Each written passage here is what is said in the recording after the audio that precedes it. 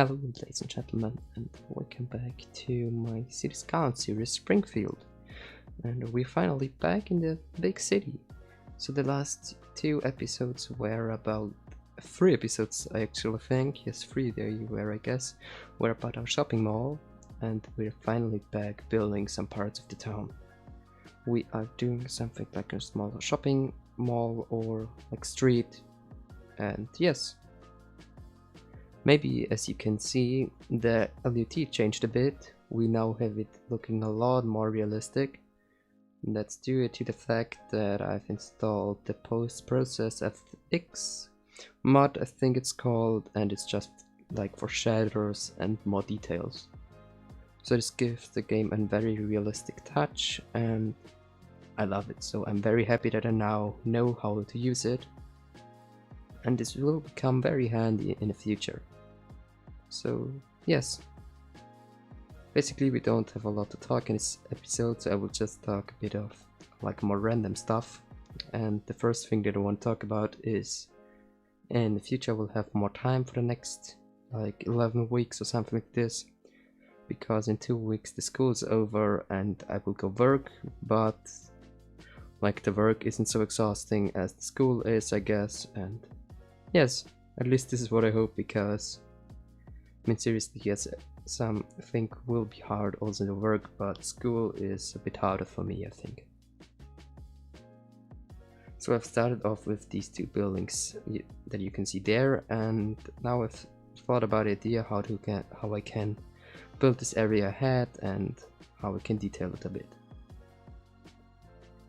For this one I decided that I want everything on the same height, so we don't have there any problems.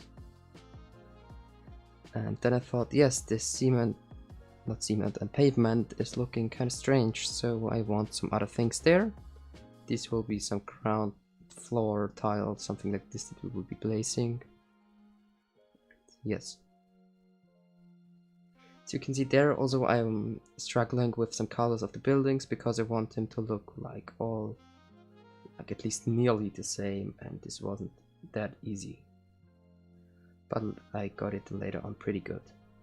Also here at first I wanted to use the invisible lanes. I've later choose the normal one because they have some lights on them here. This is basically our network system of this like area. It isn't too much, these are just these like 3 roads meeting there in the middle and going through some small buildings. And I think this is also a pretty useful trick to just use buildings and stick them together. This makes some good details there, and yes. So as I already said, I love the new color and it's so cool. And it also fits good with this building that is very useful and good looking. It's just like not too new and not too old, so it's a good middle thing around them. And yes.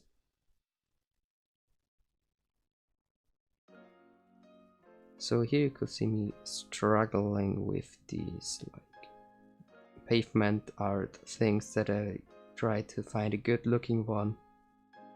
And I at first looked there with this one, but it wasn't fitting the colors, so I chose the red one.